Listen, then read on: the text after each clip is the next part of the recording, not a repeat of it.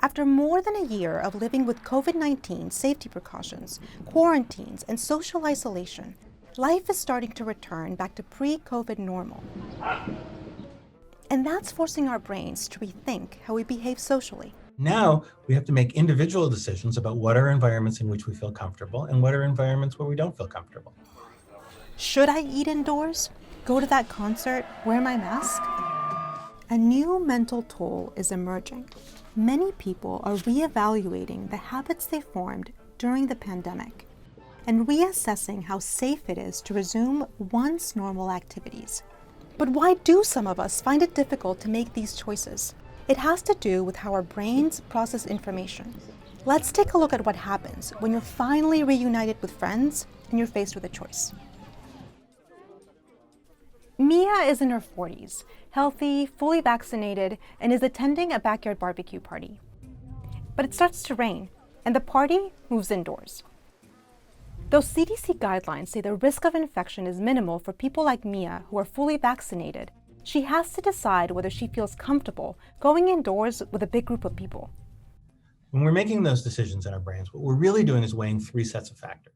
The first factor is almost the easiest to understand, and that's what risks am I willing to take when I understand the risks completely? Making a choice can happen quickly, as several parts of the brain work together to come to a decision. When people begin to move indoors, Mia faces a known risk, the chance she could get exposed to COVID-19. Her prefrontal cortex starts to assess that risk and the possible outcomes of her actions.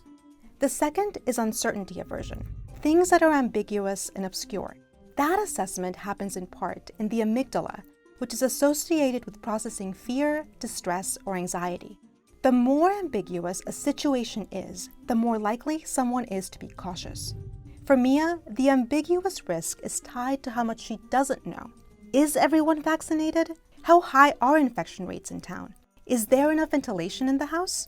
If she has a good handle on all this information, her ambiguous risk is lower, and she may opt in favor of the reward to go inside and continue spending time with her friends.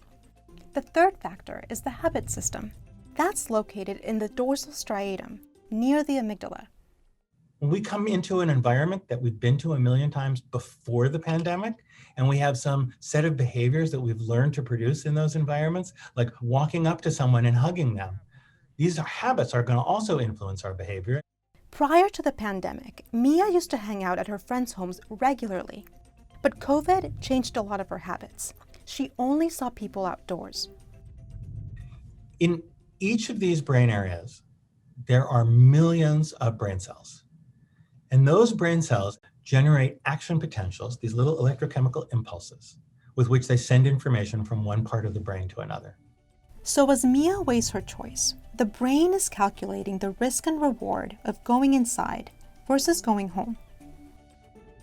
In the final stage of decision-making, information from multiple parts of the brain is integrated to make a final choice. This includes the prefrontal cortex at the very front of the brain and the ventral striatum, a neighboring region to the dorsal striatum and amygdala. So there is where we find groups of nerve cells that represent each of the options and have aggregated together all of the different factors that are going to influence how much you like or don't like doing that.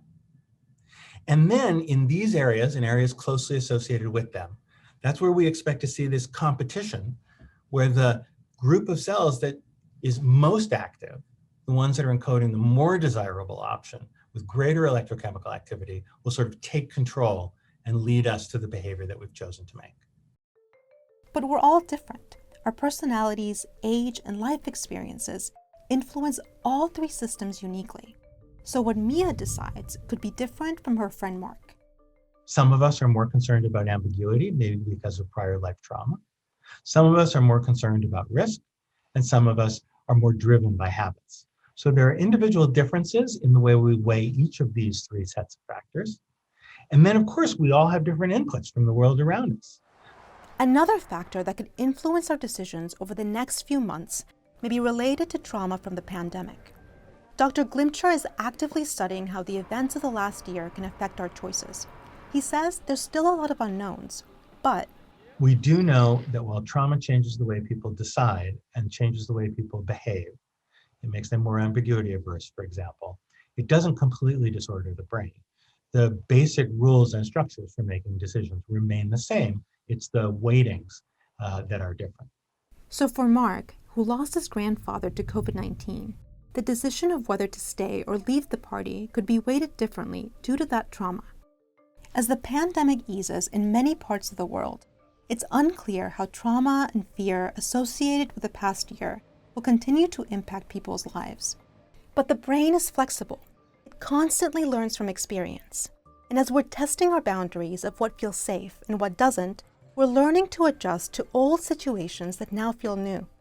It's that learning that will ultimately help us get back to a new normal.